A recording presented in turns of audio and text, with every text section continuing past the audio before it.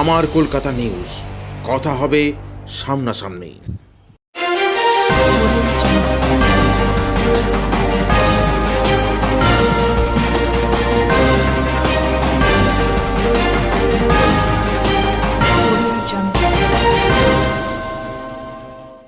একজন শিল্পী হয়ে শিল্পীর পাশে এবার দাঁড়ালেন বিজেপির প্রার্থী লকেট চট্টোপাধ্যায়।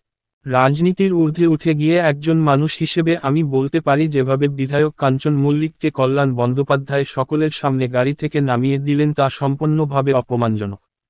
কাঞ্চন মল্লিক একজন শিল্পী, তার শিল্পীর ভাবধারাকে যেভাবে অপমান করল কল্যাণ বন্দ্যোপাধ্যায়, সেটা লোক সমাজে ঠিক নয়। সে জনমানুষে নির্বাচিত বিধায়ক। আর একটা কথা বলবো, শ্রীরামপুরের প্রার্থী কল্যাণ বন্দ্যোপাধ্যায় যেভাবে সকলকে নিয়ে বিদ্রূপ এবং কটাক্ষ করেন, সেটা মানুষ বোঝে। আগেও আমার নামে বিভিন্নভাবে কটূক্তি করেছে। স্বয়ং রাষ্ট্রপতিকে নিয়েও তিনি মিমিক্রি করেছেন। কল্যাণ বন্দ্যোপাধ্যায় এই উদ্ধত্ত কোথা থেকে পায়? আমি আগেও বলেছিলাম, শিল্পীরা মুখ বন্ধ করে রয়েছে। শাসক দলের অঙ্গুলি হেলনে শিল্পীদের সম্মান নষ্ট হচ্ছে, তারা সঠিকভাবে শিল্পীদের সম্মান দিচ্ছে না, বললেন হুগলি লোকসভা কেন্দ্রে বিজেপি প্রার্থী লকেট চট্টোপাধ্যায়। এইরকম ভাবে অপমান করার কোনো কিন্তু মানে হয় না, কারণ কাঞ্চন মল্লিকও কিন্তু একজন বিধায়ক এবং অসম্মান করা উচিত না। কল্যাণ বন্দ্যোপাধ্যায় কি এমন হরিদাস পাল যে উনি এত উদ্ধত্ত কিসের? মহিলাদের নিয়ে, আমাকে নিয়ে খারাপ কথা বলেছেন, লকেটকে পায়ে নুপুর করবো বলেছেন এবং বিভিন্নভাবে বলেছেন। আজকে একজন শিল্পীও, আমার বন্ধু, যে দলেরই হোক না কেন, তাকে এইভাবে নামিয়ে অপমান করা, এটা মনে হয় উনি ঠিক করেনি। জবাব কিন্তু উনি বলেছেন যে মেয়েরা রিয়েক্ট করবে বলেছেন। পুরো 6 থেকে 60 বছরের লোকেরা কিন্তু, আমি বলছি আপনাকে, এই কল্যাণ বন্দ্যোপাধ্যায়ের এই ধরনের ব্যবহারে কিন্তু অতিষ্ঠ এবং ওনাকে কিন্তু বর্জন করবেন।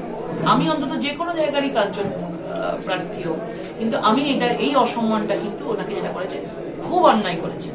উনি একা কোনোদিন জিততে পারবেন না। আর কাঞ্চন যিনি এসছেন, যাকেই ভোট, মানুষের ভোটে এসেছেন, তাকে সম্মানটা করার দরকার ছিল। প্রার্থী নিজে বলছেন যে তাকে আসতে বারণ করেছিলাম প্রচারে না থাকতে। ওনার খুবই নিচু মনের মানুষ, আমি এটাই বলবো। ওনার মুখের ভাষা, ওনার ব্যবহার মানুষ দেখতে পাচ্ছে, এইভাবে অপমান করতে পারে না। একই সুর কিন্তু দেখা গেছে তাদেরই দলের অনেক নেতাদের মধ্যে এবার আলোড়ন সৃষ্টি হয়েছে, এইভাবে অপমান করাটা উচিত না। আপনি সেই একই কথা বললেন, কি বলবেন? সেটাই বলবো।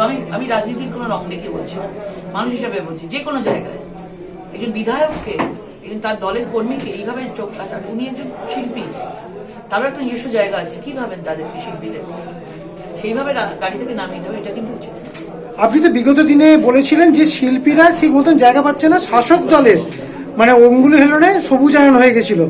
আজকে সেই কথাটা কি মিলছে? একদমই তাই আছে, পুরো তাই আছে। ওরা শিল্পীদেরকে তারা এইভাবেই দেখে যে তারা শিল্পীদের কোনো সম্মান দেয় না। নিজেরা পার্টির বড় বড় জায়গায় রয়েছে বলে শিল্পীদের এখানে কোনো সম্মান নেই। যেদিনকে শিল্পীরা বুঝতে পারবেন যে সম্মান নেই, সেদিন ওইখান থেকে ত্যাগ করে তারা বেরিয়ে আসবে। আমার কলকাতা নিউজ, কথা হবে সামনাসামনি।